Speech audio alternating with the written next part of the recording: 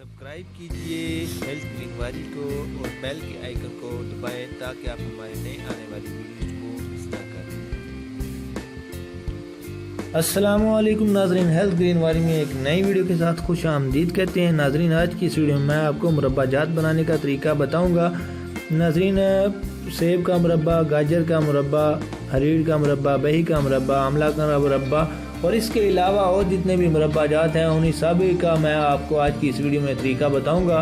नाजरीन, आज की इस वीडियो को आखिर तक देखिएगा, बहुत ही फ़ायदे वाली वीडियो है। नाजरीन, वीडियो की जानिब बढ़ने से पहले आपसे एक छोटी सी रिक्वेस्ट है, अगर आपने हमारा चैनल हेल्थ ग्रीन वारी अभी तक सब्सक्राइब नहीं किया तो अभी सब्सक्राइब कर दें और बेल के बटन को दबाना मत भूलें ताकि आप हमारी नई आने वाली वीडियोज़ को मिस ना कर दें। नाज़रीन, आज की इस वीडियो में मैं आपको सेब का मुरब्बा बनाने का तरीका बता रहा हूँ और इसी तरीका से बाकी मुरब्बा जात भी बनते हैं। नाज़रीन, आपने सबसे पहले जो है 1 किलो सेब ले लेने हैं, उसके बाद आपने इनके ऊपर से छिलका उतार लेना और इसी तरह गाजर का भी जो मुरब्बा बनता है उसके ऊपर से भी आपने छिलका उतार लेना और बाकी जो है छिलका उतारने की ज़रूरत नहीं पड़ती। बही का जो मुरब्बा होता है उसके ऊपर से छिलका उतार लिया जाता है। वैसे भी बही जो है दस्तयाब नहीं होती है हमारे बाज़ारों में ज़्यादातर।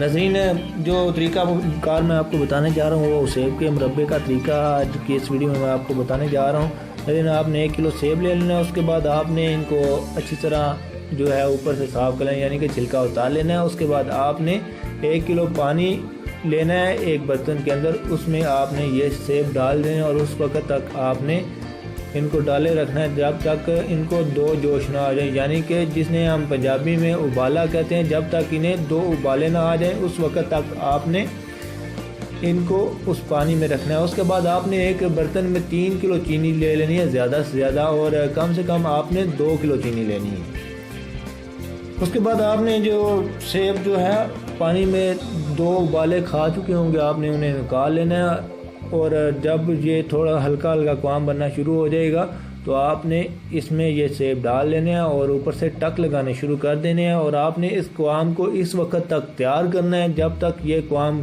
गाढ़ा ना हो जाए। नाज़रीन, जब ये क्वाम तैयार हो जाए, गाढ़ा हो जाएगा, तो उसके बाद आपने करना ये है कि उनको निकाल लेना है और किसी बर्तन में सेव कर लेना है। और एक बात का आपने इस ख्याल रखना है कि नाज़रीन, जो बाज़ारों में मुरब्बा आता है उसके ख़राब ना होने की बड़ी वजह ये होती है कि उसमें जो है टाटरी का इस्तेमाल किया जाता है। अगर आप चाहें तो इसमें टाटरी का इस्तेमाल कर सकते हैं, लेकिन अगर आप टाटरी का इस्तेमाल करेंगे तो शीरे में हल्का सा फ़र्क पड़ेगा, यानी कि काबिल इस्तेमाल होगा लेकिन जैसे बाज़ार का जो शीरा होता है वो इतना काबिल इस्तेमाल नहीं, लेकिन ये काबिल इस्तेमाल रहेगा।